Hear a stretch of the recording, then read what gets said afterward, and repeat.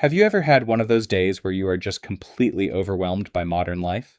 You know the feeling. Your phone is buzzing with notifications, you have a pile of emails to answer, bills to pay, and you think to yourself, man, I just want to escape reality for a little bit.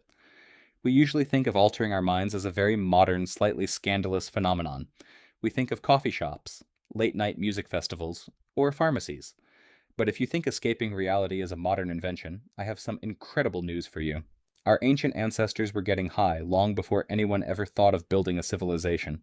In fact, the story of humans interacting with mind-altering substances doesn't start hundreds of years ago, or even thousands of years ago. It goes back so far into history that it actually predates humans themselves. Let's dive into the wild, hilarious, and deeply fascinating history of how our ancestors discovered the ultimate cosmic reset button. Before we even look at humans, we have to look at the animal kingdom, because early humans learned almost all their bad habits from their furry neighbors. Imagine being a caveman named Grog. You are walking through the jungle, and you see a massive elephant stumble past a fruit tree, completely lose its balance, faceplant into a bush, and start giggling in elephant language. Grog goes over to investigate, sniffs the rotten, fermenting fruit on the ground, and thinks, hey, whatever that elephant is having, I want in. Animals love getting altered. High-altitude mountain goats in Canada will literally risk their lives climbing dangerous, jagged cliffs just to scrape a specific type of psychedelic lichen off the rocks with their teeth. Reindeer in Siberia actively hunt for bright red and white magic mushrooms in the snow. They love them so much that they will run around in circles, completely dizzy, acting like they are flying, which, fun twist, is probably where our legends of Santa's flying reindeer actually came from. Early humans watched this animal behavior and, being the ultimate curious creatures, decided to join the party. So, when is the earliest hard evidence of humans joining in? For a long time, historians thought ancient drug use was just a casual, rare occurrence. But archaeologists kept digging up the past, and what they found completely flipped the script. If we travel back about 9,000 years to the mountains of Algeria in Africa, we find some of the oldest cave art in human history. And what did these ancient artists decide to paint on the walls for future generations to see? Pictures of hunts? Pictures of stars? Not exactly. They painted a picture that archaeologists literally call the mushroom shaman. It depicts a person whose entire body is covered in sprouting mushrooms, holding them out in their hands. The ancient artists didn't just want to paint a regular day, they wanted to paint the exact moment their mind expanded into the universe. It turns out the very first art galleries on Earth were essentially trip reports. But it wasn't just mushrooms. As humans started settling down and inventing agriculture about 10,000 years ago, they realized they could grow their own fun. And by fun, I mean alcohol. Historians have found ancient pottery jugs in China and the Middle East from over 9,000 years ago that contain traces of fermented rice, honey, and grapes. Now, here's a mind-blowing theory that a lot of serious historians actually debate. Did humans invent farming because they wanted to make bread, or did they invent farming because they wanted to brew beer? Think about it.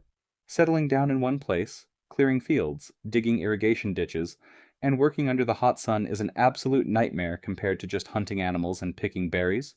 Why would anyone willingly choose to do hard farm work?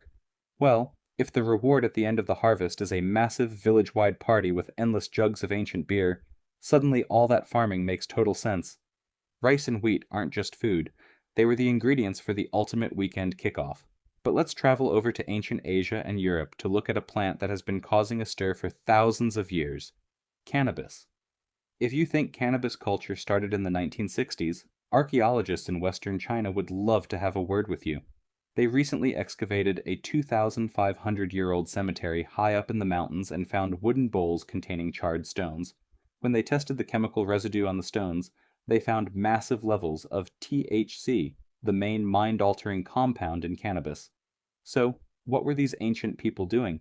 They were placing cannabis leaves on hot rocks inside the bowls to create heavy clouds of smoke during funeral rituals. They were literally using the plant to help them process grief, calm their nerves, and supposedly communicate with the spirits. And it gets even wilder. Around the exact same time, a nomadic group of fierce warriors called the Scythians were roaming the plains of Europe and Asia. The famous Greek historian Herodotus actually wrote down what the Scythians did for fun, and it sounds exactly like a modern movie scene. Herodotus explained that the Scythians would build small, airtight woolen tents, crawl inside, throw cannabis seeds and leaves onto red-hot stones, and sit in the pitch-black smoke. Herodotus wrote, and this is a direct quote, "The Scythians enjoy it so much that they howl with pleasure. Imagine a group of terrifying, heavily armored ancient warriors completely melting into giggles inside a tiny hot tent. History is beautiful, isn't it? Meanwhile, let's take a look at the grand civilizations of the Mediterranean, like the ancient Egyptians. We usually picture them as very serious people building giant pyramids and worshipping cat gods. But the Egyptians loved to let loose. Their favorite choice? The blue lotus flower. This beautiful water lily grew all along the Nile River, and the Egyptians realized that if you soaked the petals in your wine for a few days, it created a deeply relaxing, hypnotic feeling. They loved it so much that they practically plastered it all over their tomb walls. There are literally thousands of ancient Egyptian paintings showing high society elites hanging out at parties, wearing fancy linen clothes, and casually passing around blue lotus flowers to sniff and drop into their cups. It was the ancient version of a fancy lounge bar. Meanwhile, over in the Americas, ancient indigenous cultures were taking things to a whole new level. In the Andes Mountains, people discovered the coca leaf thousands of years ago. If you chew on these leaves, they act like a massive, supercharged shot of espresso. It gives you an absolute burst of energy, stops your hunger, and helps you breathe in the thin mountain air. Without the energy boost from these leaves, building giant stone cities like Machu Picchu on top of jagged mountains would have been near impossible. So the next time you complain that your morning coffee isn't strong enough, just remember that ancient Peruvians were scaling mountains using nature's ultimate energy drink. Further north, in what is now Mexico, the Aztecs and Mayans were experimenting with peyote cacti and morning glory seeds, which contain incredibly strong hallucinogens. But they didn't look at this as a casual weekend hobby. To them, these plants were living gods. If you ate them, you weren't just escaping reality, you were literally pulling back the curtain of the universe to have a direct conversation with the entities who created the stars. Healers and shamans used these experiences to predict the weather, cure illnesses, and make massive political decisions for the empire. Imagine a world where the president couldn't pass a law until they went out into the desert, ate a cactus, and asked the universe for permission. Of course, because history is full of human mistakes, not every ancient attempt at altering the mind went smoothly. Sometimes it went hilariously wrong. In ancient Greece, there was a super popular mysterious festival called the Eleusinian Mysteries. Once a year, the smartest minds in Greece, we are talking about famous philosophers like Plato and Aristotle, would gather in a secret temple to drink a special sacred beverage called kykeon. After drinking it, they would experience intense, life-changing visions that changed how they viewed life and death. For centuries, nobody knew what was in the secret drink, but modern scientists finally did some detective work and found the answer. The grains used to make the drink were often infected with a natural fungus called ergot.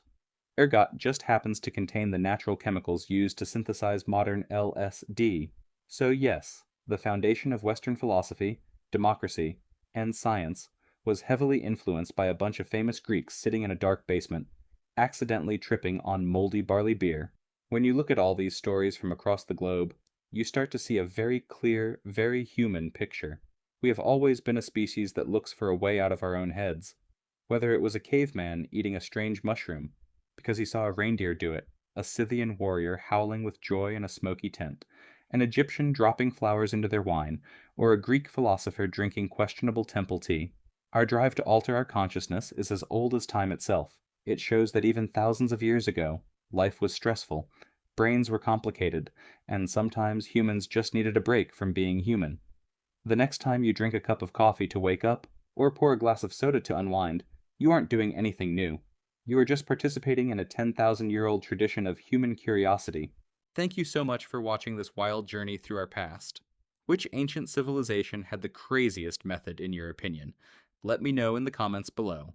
If you want to keep exploring the funny, weird, and mind-blowing history of how our ancestors lived, make sure to hit that subscribe button so we can uncover the next story together. Take care, stay curious, and I will see you in the next video.